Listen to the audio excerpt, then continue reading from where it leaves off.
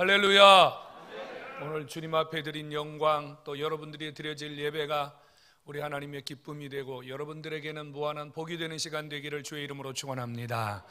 주님은 살아계시고요, 오늘도 우리와 함께 계시는 줄로 믿으시기 바랍니다.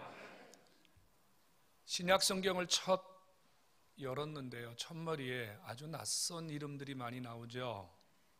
아브라함과 또 예수 그리스도의 세계라 이렇게 시작하면서 누구는 누구를 낳고 누구는 누구를 낳고 누구는 누구를 낳고 우리가 정말로 들어보지 못했던 생소한 이름들이 성경 첫머리부터 등장합니다.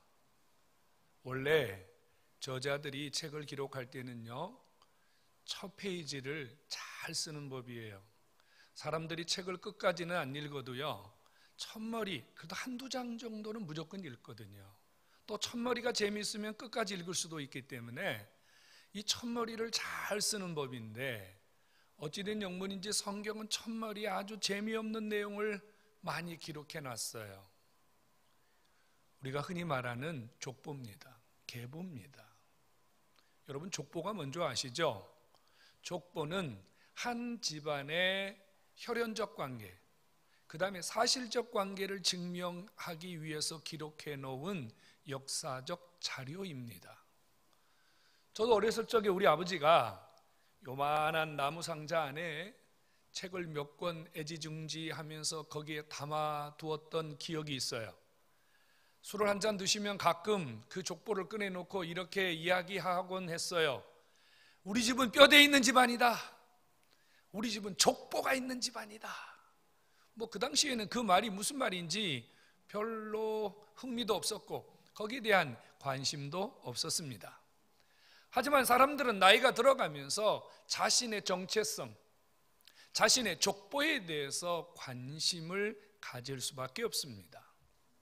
족보, 혈연적 관계, 사실적 관계를 기록해 놓은 겁니다. 그 족보 안에는 누가 누구를 낳고 누구는 누구 집의 자식이고 혈연적 관계가 기록되어 있어요. 예수님의 족보, 혈연적 관계를 역사적으로 기록해 놓은 것이 족보라면 우리는 첫 번째 의문점을 피할 길이 없습니다. 그렇다면 예수님도 혈연적 관계를 통해서 이 땅에 오셨는가 하는 겁니다. 예수님이 족보에 이름이 등장하는 것을 보면 예수님도 누구 집의 자식이었는가 그 말이에요. 누구 집의 혈연을 통해서 이 땅에 오신 분인가 이런 겁니다.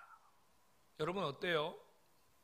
정말로 예수님이 혈연적 관계를 통해서 인간의 족보에 등장할 만한 누구 집의 자식으로 이 땅에 오셨습니까? 이런 의문점입니다. 또 하나 의문점이 있어요. 여러분들은 그냥 무심코 읽으셨겠지만 이 예수님의 족보 가운데 이 사람이 왜 거기서 나오지? 이런 의문점을 갖게 하는 인물들이 있어요. 이 사람이 왜 거기서 나오는 거야 도대체? 다말이라고 하는 여자입니다. 다말 아시죠? 시아버지 유다에게서 아이를 낳았는데 창녀로 변장을 해가지고 아버지를 유혹했어요. 그리고 자식을 낳습니다. 여러분 너무 이상한 스토리 아닙니까? 누가 보아도 이 여자가 예수님의 족보에 기록되었다는 사실이 좀 이상하지 않나요? 두 번째 여자는 라합입니다. 라합 앞에는 하나의 수식어가 늘 붙어 다녀요. 기생랍. 기생랍. 여기 말하는 기생이라는 뜻은요, 웃음을 파는 여자라는 뜻입니다. 그저 여관과 같은 당시에 주막 같은 것을 운영하던 여자였는데요. 나그네들에게 밥도 팔고 술도 팔고 잠자리도 제공하고 웃음도 제공하고, 그래서 성경은 그를 기생이라고 이렇게 기록하고 있어요. 세 번째 여자는 룻이에요. 이 룻은요, 이방 여인 모압 땅에서 성장한 여자입니다. 모압은요, 그모스라고 하는 우상을 섬겼어요. 그러니까 태어나면서부터 우상의 자식이에요. 더더욱 이 여자가 불편한 것은 이 여자는 정말로 기가 막힌, 아니요, 기구한 운명의 여자입니다. 시집을 갔는데 남편이 일찍 죽었어요. 남편만 죽었으면 괜찮은데 남편의 형도 죽고 시아버지도 죽었습니다. 그래서 며느리 둘, 시어머니 하나, 과부 셋이 옹기종기 모여 앉아서 신세를 한탄해야 될 만큼 기구한 여자였습니다. 마지막 등장하는 여자는 더 끔찍한 여자입니다. 우리야의 아내. 누구죠? 다윗 왕과 불륜을 저질렀어요. 그래서 이 사실을 감추려고요, 다윗과 밧세바는 하는 수 없이 남편을 죽여야만 했습니다. 그래서 전쟁터에 내보내가지고 전쟁에서 최전선에서 죽게 만들었어요. 남편을, 자신의 불륜 사실을 덮기 위하여 왕과 공모해서 남편을 죽인 여자. 여러분, 이런 여자가요, 예수님의 족보에 버젓이 기록되어 있어요. 자, 여러분 어떤 생각이 드십니까? 여러분 집안 얘기로 잠시 가보시죠. 만약에 여러분들의 집안의 족보에 이런 비슷한 인물들이 기록되었다면 여러분 그 족보 사시겠습니까? 그 족보 사람들에게 드러내놓고 자랑하시겠습니까? 우리 집안에는 이런 여자들, 이런 종류의 사람들이 족보에 남아있다고 말할 수 있겠냔 말이에요. 왜 이 여자들이 거기서 나오는 거죠? 예수님의 족보에서 말입니다. 다른 분도 아니고 예수님의 족보에서 왜 이 여자들이 거기서 나오는 거예요 도대체? 차근차근 풀어갑시다. 첫 번째 우리가 풀어야 할 것은요, 예수님의 족보에 예수님이 기록된 것은 예수님이 정말 혈연적 관계를 통해서 이 땅에 오신 분인가 하는 사실입니다. 마태복음 1장 18절에 이렇게 말하죠. 예수님은 성령으로 잉태되신 분이라고 말입니다. 그렇다면 결론이 뭐죠? 예수님은 족보에 이름이 올라 있긴 하지만 그분은 혈연적 관계를 통해서 이 땅에 오신 분이 아니라는 사실입니다. 그분이 혈연적 관계를 통해서 이 땅에 오신 분이 아닌데도 왜 사람의 가문, 왜 사람의 관계를 기록하는 족보에 예수님의 이름이 올라 있느냐는 거죠. 그것은요, 구약 성경이 끊임없이 무엇을 말했냐면요, 메시아가 올 텐데, 우리를 구원하는 구원자가 올 텐데 그분은 다윗의 가문에서 나실 자라고 하는 이 언약, 이 약속을 예수님께서 성취하시기 위하여 가문으로는 다윗의 자손으로 오셨지만 실제로 그분은 혈연적 관계를 통해서 오신 분이 아니라 성령을 통해서 이 땅에 오심으로 우리를 구원할 수 있는 자격을 갖추고 오신 메시아임, 그분이 바로 예수님이신 것을 받아들이시기를 바랍니다. 사람으로 태어나면 죄인이에요. 여러분들이 자녀를 낳았잖아요. 그러면 그 자녀는 갓난아이임에도 불구하고 아무 죄를 짓지 않았음에도 불구하고 주님은 그 아이를 죄인이라고 부르십니다. 이유는 아담이 범한 죄가 모든 인류의 자손들에게 전가되기 때문입니다. 죄는 유전되는 것이 아닙니다. 죄는 전가되는 것입니다. 만일 예수님도 요셉의 아들로 태어났다면 그분도 죄인임을 피할 방법이 없어요. 그래서 여러분 16절을 다시 보셔야 돼요. 성경을 자세히 보면 답이 들어있거든요. 자, 16절 한 번 더 볼게요. 야곱은 마리아의 남편 요셉을 낳았다 그래요. 누가 낳았어요? 야곱이 낳았대요. 이 말은 야곱의 씨가 요셉을 낳았다는 뜻이에요. 그런데 그 다음 절을 보시면요, 마리아에게서 그리스도가 낳았대요. 남자 이름이 없다는 말이에요. 마리아에게서요. 이 말은 예수님이 요셉의 자식이 아니라 성령께서 하나님의 씨를 가지고 이 땅에 오셔서 우리를 구원하려고 오신 하나님의 선물, 바로 예수님이신 줄로 믿으시기를 축원합니다. 성도 여러분, 예수님은요 하나님의 아들로 성령으로 잉태되어 이 땅에 오신 우리의 구원자 메시아, 우리의 영원한 왕이심을 다시 한번 아멘으로 고백하시기를 주의 이름으로 축원합니다. 두 번째 의문점을 풀어야 돼요. 그러면 이 여자들은 왜 거기서 나온 거죠? 도대체 이 여자들 말이에요, 다말 별로 행실이 좋은 여자 아니잖아요. 기생랍 이방인이고요, 룻도 마찬가지고 이방인이고요. 우리아의 아내 입에 올리기도 부끄러운 여인 아닙니까? 여러분, 유대인들은 굉장히 자존심이 강한 사람들이에요. 엄청 강해요.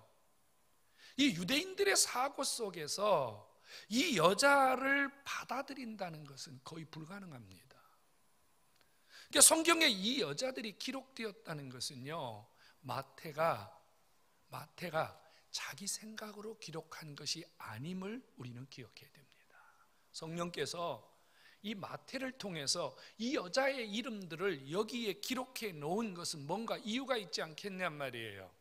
기록될 수 없는 여자들, 버림받아야 될 여자들, 손가락질 받아야 될 여자들, 도저히 족보에, 예수님의 족보에 올리기에는 부적절한 여자들. 그런데 왜 이 여자들이 거기에 나올까요? 이유가 있기 때문입니다. 하나님은 이 죄인된 여자들, 버림받은 여자들의 이름이 예수님의 족보에 올라 있듯이 저와 여러분들의 이름도 족보가 있다는 거예요. 저와 여러분들의 이름이 기록되어진 족보가 있다는 사실을 가르쳐 주시려고 하는 거예요.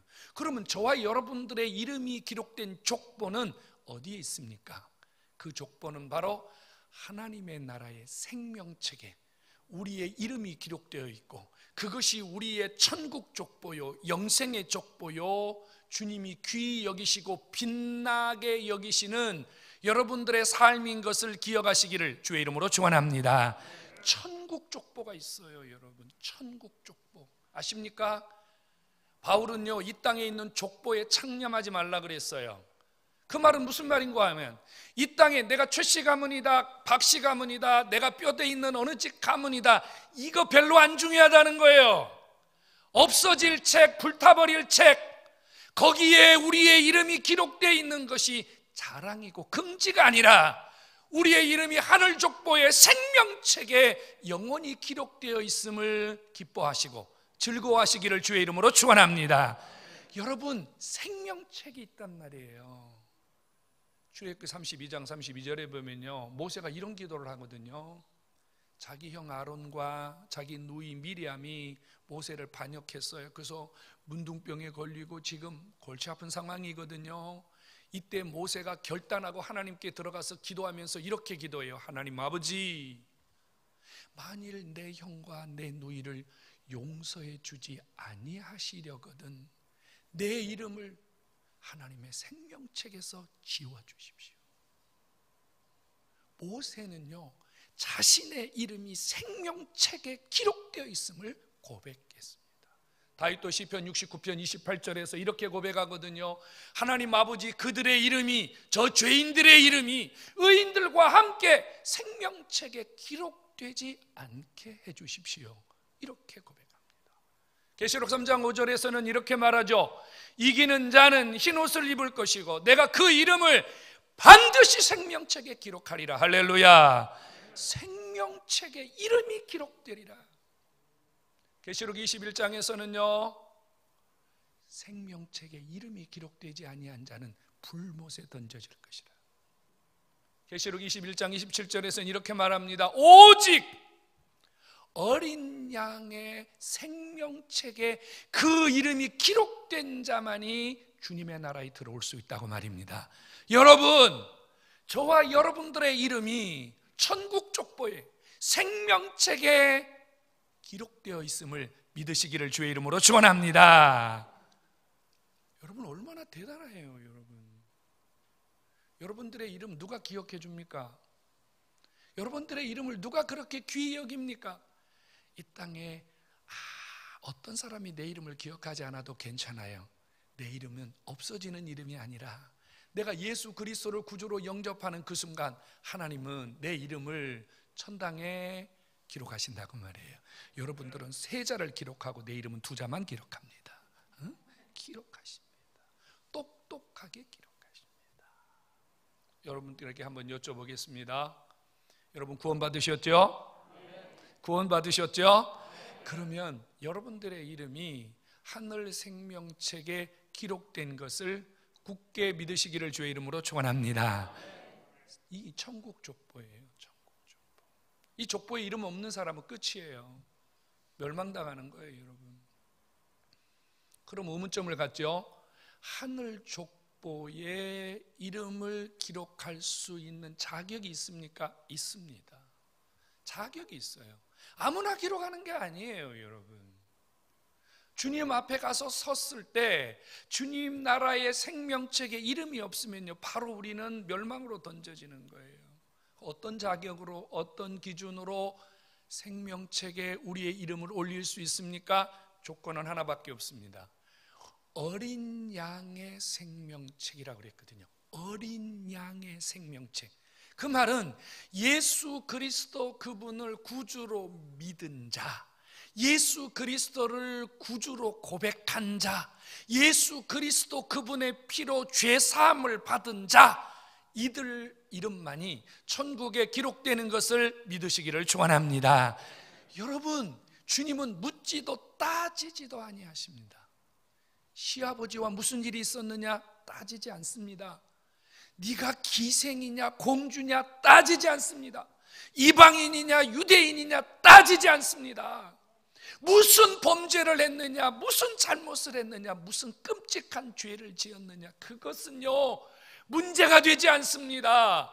우리가 범죄에서 지옥 가지만 우리가 예수 그리스도 그분을 믿으면 어떤 죄를 지었다 할지라도 하나님이 우리를 받아주시고 용서해 주시고 당신의 자녀 삼으셔서 당신의 생명책에 우리의 이름을 기록하여 영원히 우리를 귀히 여기심을 믿으시기를 축원합니다.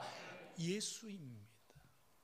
생명책에 우리의 이름을 기록할 수 있는 유일한 방법은 예수, 오직 예수만이 저와 여러분들의 모든 허물과 죄를 다 덮어서 맑게 씻으셔서 하나님 앞에 당당히 설 수 있도록, 우리의 이름을 당당히 말할 수 있도록 아버지가 우리의 신원을 보장해 주시는 줄로 믿으시기를 축원합니다.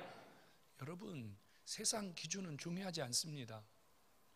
세상 사람들은요 이런 생각을 갖죠. 내가 좋은 일 많이 했기 때문에, 내가 많은 사람 도와줬기 때문에, 내가 그래도 착하게 살았기 때문에, 내가 어떤 공적을 많이 쌓았기 때문에 그래도 내가 좋은 곳에 가지 않겠느냐, 이런 막연한 기대감을 갖습니다. 노 아닙니다. 절대 그럴 수 없습니다. 하나님의 기준은 분명합니다. 어린 양의 생명책에 그 이름을 기록하여 천국 족보에서 그 이름이 빛날 자들은 세상의 기준 따위는, 세상의 조건 따위는 문제가 되지 않는다는 겁니다. 여러분, 우리가 주목해야 될 것은요, 이 여자들의 이름이 거기서 나오는 이유는 이 여자들은 불행한 여자였어요. 정말로 절망할 수밖에 없는 여자였어요. 누구에게든지 외면당할 수밖에 없는 여자였어요. 하지만 이 여자들의 공통점은 무엇인가 하면요, 믿음으로 자신의 인생을 바꾼 자들이라는 사람입니다. 믿음으로 세상을 이긴 자들이라는 사실이에요. 여러분, 다말이 왜 자기 아버지와 더구나 시아버지와 그런 불편한 일을 저질렀겠습니까?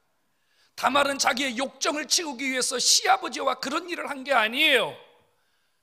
다말은 멸절되어가는, 가문이 멸절되어가는 그 가문을 일으키기 위해서, 합당하지 않은 방법인 줄 알면서도 가문을 살려내기 위해서, 며느리로 그 가문을 일으키기 위해서 믿음으로 자신의 삶을 드린 것입니다. 기생 라합은요, 이방인이었지만 그는 소문을 들었거든요. 홍해를 건너온 그 백성들에게 역사하신 하나님. 그래서 그는 자기 집에 정탐꾼들이 찾아왔을 때 정탐꾼들을 숨겨주면서 이런 고백을 하지 않습니까? 분명히 하나님께서 이 나라를 망하게 하실 것을 나는 믿는데 그때에 그 하나님 여호와의 이름으로 우리 집을 살려주십시오. 우리 집을 구원시켜 주십시오. 정탐꾼들에게 믿음으로 자기의 집과 자기의 가족들을 살릴 수 있는 삶을 일으킨 거죠. 롯은 누구입니까? 여러분, 그는요 이방 여인이고 기구한 운명의 여인입니다. 그런데 여러분, 그가 결단한 말을 기억하십니까? 그가 모압을 떠날 때 자기 어머니 나오미에게 이런 고백을 합니다. 이제부터 어머니의 하나님은 나의 하나님이 되고 나는 이제 어머니의 하나님을 향하여 내 삶을 드립니다. 결단이 있었습니다. 우리아의 아내 부끄러운 여인임에는 틀림이 없습니다. 근데 이 여인이요 죄의 대가를 혹독하게 치렀습니다. 다윗과 밧세바 사이에 태어난 첫 번째 아이를 하나님 데려갔어요. 바로 데려간 게 아니고요, 아이가 태어났을 때 이 아이가 시름시름 앓면서 고통하는 모습을 보여주었어요. 그때 다윗이 얼마나 하나님 앞에 가슴이 찢어졌는지 하나님 앞에 식음을 전폐하면서 주님 앞에 기도하거든요. 하나님, 끝내 하나님 그 아이를 데려갑니다. 여러분 아시죠? 다윗이 어떻게 회개했는지 아시죠? 조금 과장된 표현일지 모르겠습니다만은 다윗이 흘린 눈물이 자기의 침상을 띄울 만큼 아버지 앞에 회개했단 말이에요. 그렇다면 여러분, 다윗 혼자 회개했겠습니까?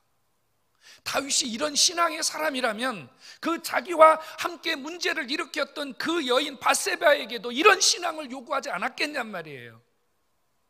무너진 자신의 삶을, 정말로 절망할 수밖에 없는 자신의 삶을 일으키기 위하여 다윗과 밧세바가 얼마나 하나님께 울부짖었겠냔 말이에요. 우리는 결과를 보면 알 수 있어요.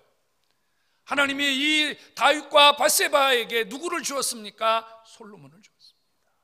성도 여러분, 이들은 믿음으로 자신의 삶을 절망하지 아니하고 자신의 삶을 일으키고 바꿀 줄 아는 용기 있는, 믿음 있는 결단의 사람들이었기 때문에 당당히 그의 이름이 예수님의 족보에도 있고 당당히 그의 이름이 하늘 족보에도 있는 줄로 믿으시기를 축원합니다. 성도 여러분, 지금 여기 있는 분들 중에 혹 이런 분들 계십니까? 이 다말이나 라합이나 룻이나 우리아의 아내를 바라보면서 내 삶과 별 차이가 없네. 여러분들의 신세 한탄, 여러분들의 삶에 이런저런 구멍난 모습을 바라보면서 절망하고 주저앉아 있는 분은 아니 계십니까? 사실 우리가요 쓰러지고 자빠질 때가 참 많아요. 그래서 어떨 때는 일어나고 싶은데, 어떨 때는 좀 뭔가 해보고 싶은데 손가락질, 남의 이목, 사람들의 수군거림에 사실은 우리는 일어나지 못할 때가 참 많습니다. 여러분, 시아버지와 문제를 일으킨 이 다말을 향하여 사람들이 얼마나 오랫동안 그를 향하여 비난하고 정죄하고 못된 여자라고 그를 핍박했겠습니까? 여러분, 우리는 그래요. 우리 인생은 그렇단 말이에요. 우리 인생은요 주저앉고, 우리 인생은 포기하고, 우리 인생은 탄식하고, 우리 인생은 아무것도 할 수 없을 만큼 문제 앞에서 헤맬 때가 많단 말이에요. 그렇다고 해서 우리 인생이 그냥 주저앉을 수만은 없잖아요.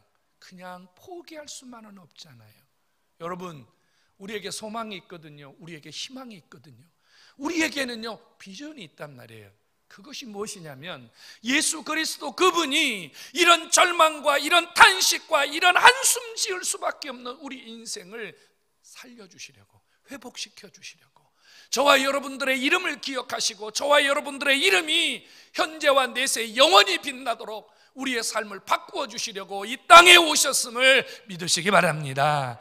주님이 이 땅에 오신 것은 내 이름을 바꿔주려고 온 거예요.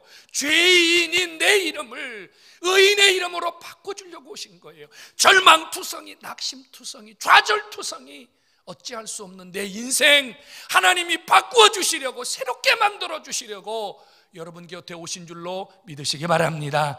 그러므로 주님 붙잡으셔야 돼요. 예수 없는 인생은 살아있으나 죽은 자입니다.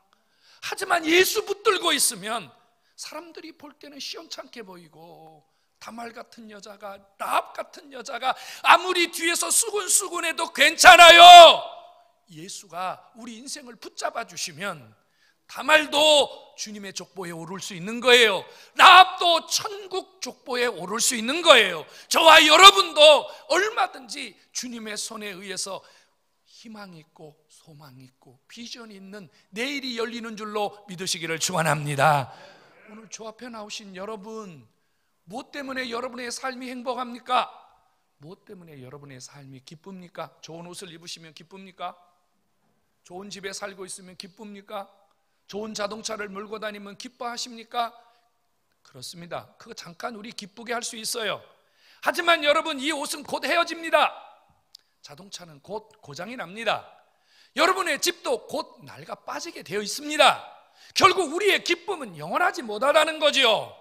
우리를 영원하게 기쁘게 할 수 있는 것, 우리를 계속적으로 기쁘게 할 수 있는 것은 바로 여러분들이 하나님의 자녀된 것과 여러분들의 이름이 천국에 기록된 것으로 기뻐하시기 바랍니다. 내 이름이 하나님의 나라에서 영원히 빛난다. 그죠? 삭개오가 아무도 모르게 나무 뒤에 숨어 있었거든요. 근데 주님이요, 그 나무 밑에 가셔서 이렇게 말씀해요. 삭개오야, 내려오너라. 얼마나 충격적인 일이에요. 예수님이 자기 이름을 알고 있다? 여러분, 이거는 너무너무 충격이에요. 기뻐하십시오. 여러분이 주님의 나라에 이르렀을 때 여러분들의 이름 한 분 한 분을 불러주실 그 주님을 생각하면서 기뻐하고 즐거워하는 여러분들의 인생으로 바뀌시기를 주의 이름으로 축원합니다. 여러분, 우리는 살아가야 될 이유가 또 하나 있어요. 천국에 내 이름이 기록된 것이 끝이 아니거든요. 말라기 3장 16절로 18절에 보면요, 하나님께서 우리에게 정말로 귀한 은혜를 또다시 주시고 계세요. 한번 보실래요? 자, 말라기 3장, 신약성경 한 장만 넘겨보시면 되는데요, 말라기 3장 16절로 18절 한번 보실래요? 네. 자, 찾으셨으면 한 장만 넘기시면 되거든. 자, 모니터도 나왔습니다. 같이 큰 소리로 읽어보겠습니다. 이 말씀을 잘 또박또박 읽으시면서 이 말씀이 도대체 어떤 의미를 가지고 우리에게 다가오시는지를 살펴보시기 바랍니다. 같이 읽어볼게요. 시작. 그때에 여호와를 경외하는 자들이 피차에 말하며 여호와께서 그것을 분명히 들으시고 여호와를 경외하는 자와 그 이름을 존중히 여기는 자를 위하여 여호와 앞에 있는 기념책에 기록하셨느니라. 만군의 여호와가 이르노라. 나는 내가 정한 날에 그들을 나의 특별한 소유로 삼을 것이요 또 사람이 자기 일을 섬기는 아들을 아낌같이 내가 그들을 아끼리니 그때 너희가 돌아와서 의인과 악인을 분별하고 하나님을 섬기는 자와 섬기지 아니하는 자를 분별하리라. 아멘. 아멘. 여러분, 우리에게 또 하나 해야 될 일이 있는데 그것은 뭐냐면요, 우리의 이름이 하늘 생명책에 기록이 되어 있긴 한데 내 이름 옆에 아무것도 없다면 어떻게 될까요? 오늘 말라기는 무슨 이야기를 하고 있냐면요, 우리가 하나님을 섬긴 내용을 우리의 이름과 함께 주님이 세세히 기록하겠다는 거예요. 하나님을 섬긴 거, 어떻게 주를 섬겼는지 말입니다. 여러분들이 주님을, 주님의 나라를, 주님의 성도들을, 약한 자를, 힘없는 자를 어떻게 섬겼는지 말입니다. 주님이 왜 기록한 것이죠? 주님이 기록하신다는 것은 주님이 치매가 있거나 주님이 기억력이 없어서 기록하신다는 뜻이 아니라요, 주님이 기록하신다는 말은 절대 잃어버리지 않는다는 뜻이에요. 절대 잃어버리지 않는다는 거예요. 이제는 우리가 무엇을 위해서 살아야 됩니까? 내 이름이 기록되었으니 이제는 내 이름 옆에 내가 주님 앞에 가서 받아야 할 상을 기록하자, 그 말이에요. 주님을 열심히 섬겨서 내가 주님을 섬긴 내용들이 내 이름 옆에 줄줄줄줄줄줄 남아서 하나님이 내가 주의 나라에 왔을 때 잘했다 착하고 충성된 종아, 네가 나를 이렇게 섬기고 이렇게 나를 기쁘게 했으니 내가 너에게도 더 좋은 것으로 더 귀한 것으로 갚으리라. 할렐루야. 이 삶이 이제 우리에게 남겨진 삶입니다. 우리 주님을 섬기는 삶, 주님을 섬기는 삶을 통하여 상 받을 삶을 살아야 돼요. 여러분, 주님은 이 땅에서요, 우리가 주님을 섬긴 결과에 대해서 두 가지의 복을 주시거든요. 하나는 현세적인 복과 또 하나는 내세적인 복이에요. 예수 믿는 분들 중에 이런 분들이 있어요. 난 나름대로 주님을 위해서 예수도 오래 믿고 신앙생활 했는데 나 주님 앞에 복 받은 게 없다. 아니에요. 무엇을 섬겼는지 돌아보세요. 무엇을 섬겼는지 돌아보세요. 예배당만 왔다 갔다 했지, 예배당만 왔다 갔다 한 횟수만 많았지, 내용이 뭐냐 그래. 주님을 섬긴 내용이 뭐냐 말이에요. 응? 내가 언제 주님에게 물을 드렸으며 밥을 드렸으며 옷을 드렸으며 내가 언제 주님을 위하여 잠자리를 드렸나이까.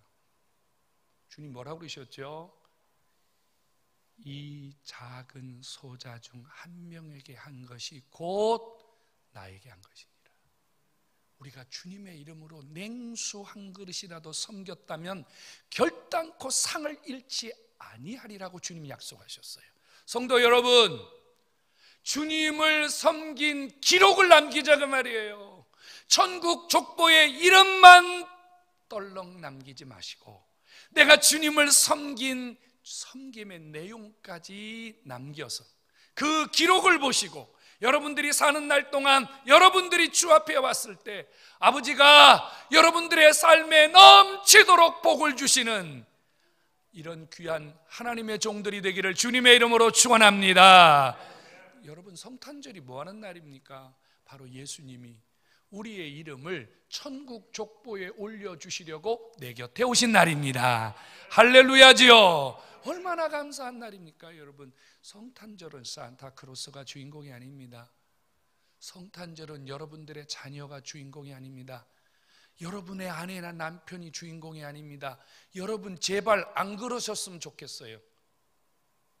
성탄절에요, 선물 받아야 할 사람은 누굽니까? 왜 말 안 해? 성탄절에 진짜 선물 받아야 할 사람은 누구예요? 예수님이잖아요. 마누라 생일날 마누라한테 선물 안 주고 자식에게 선물 주면 누가 열받는다? 그 마누라 가만히 있겠어요? 팔팔 뛰지? 예수님 생일에는 예수님께 선물을 드려야죠. 여러분, 자식이 선물 받는 날 아니에요. 여러분, 아내나 남편이 선물 받는 날 아니에요. 나는 제발 안 했으면 좋겠어요. 이건 정말로 잘못된 거예요. 주님이 오신 날 우리가 기뻐하고 즐거워하는 것은 당연한 일이지만 그날의 모든 주인공, 그날의 모든 이벤트의 핵심은 예수님이어야 됩니다. 그래서 여러분들이 주님에게 선물 드려야 돼요. 주님을 섬기셔야 돼요. 주님을 기쁘시게 해드려야 돼요. 이번 성탄절에는 나를 천국 족보에 올려주려고 오신 주님에게 정말로 귀하게 최고로 하나님을 잘 섬겨드리는 멋진 성탄 되기를, 주님이 가장 기뻐하는 성탄 되기를 주님의 이름으로 축원합니다.